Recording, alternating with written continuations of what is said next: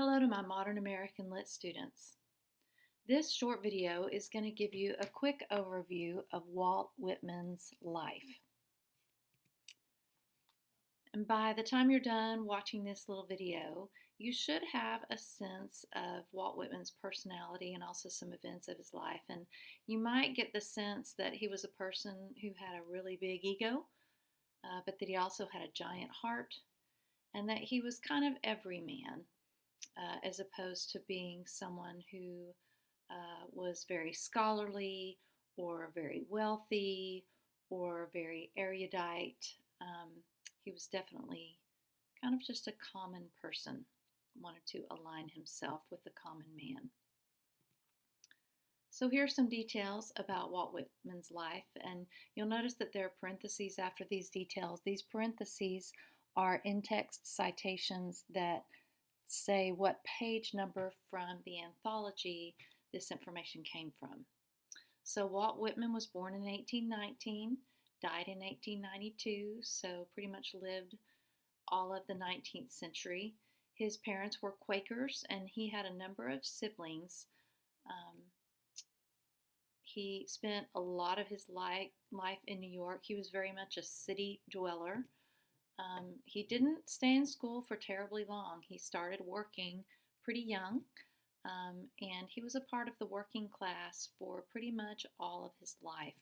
So he was a teacher, he was a newspaper reporter and an editor. He also was a typesetter, and what that means is he took literally the little letters that were used in the printing machine to print out, a book or a newspaper. He put those letters into the machine so that it could print the book, and he actually typeset some of his own writing. Of course, he was a poet. He was very much an activist, and he really felt like he found his heart's true vocation when he volunteered as a nurse during the Civil War. Something that I think is just kind of funny is that when he was younger, he ended up getting fired from a job, and the claim was that he was lazy. So they publicly charged him with laziness and dismissed him from his job.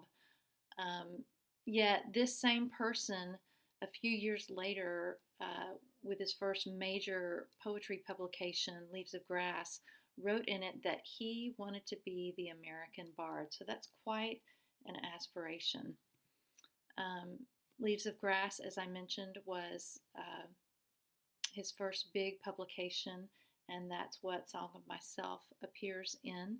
And when it first came out, he actually took it upon himself to send copies of the book to a lot of famous people. And he heard back from some of them. Ralph Waldo Emerson, famous transcendentalist, was one of the people to whom he sent his book, and Emerson wrote him back and said, "I greet you at the beginning of a great career," which is a pretty high accolade for this first-time publication. And so what Whitman did after that is he took part of that letter and actually included it in subsequent publications of Leaves of Grass. So he did not shy away from self-publicity. He actually wrote anonymous reviews of his own book and gave his book very high ratings. I think it would be really funny to see him with an Instagram or a TikTok. I don't know what he would be doing with it. And really kind of that high view of himself lasted throughout his life. Just before he died, he signed a contract to have a granite mausoleum built. He wanted it to be a structure that was suitable for a national bard, a burial house. Yet the house that he was living in at the time, I think he paid $1,750. So that would have been a pretty expensive structure at that time. So when you take all of those qualities together, all of those life events together, you kind of get a feel for what Walt Whitman was like. He was definitely Democratic, and by that I don't mean he was a Democrat versus a Republican. What I mean by that is that he believed strongly in the democratic ideal, which was every human being is equally important and should be valued and honored. And you should see that in his writing all across his writing, and especially in some of the texts, some of the passages that we read. He was very much a man of the people, and he wanted to be with the people. Again, he didn't separate or cloister himself. And he was also extremely passionate, whatever he did.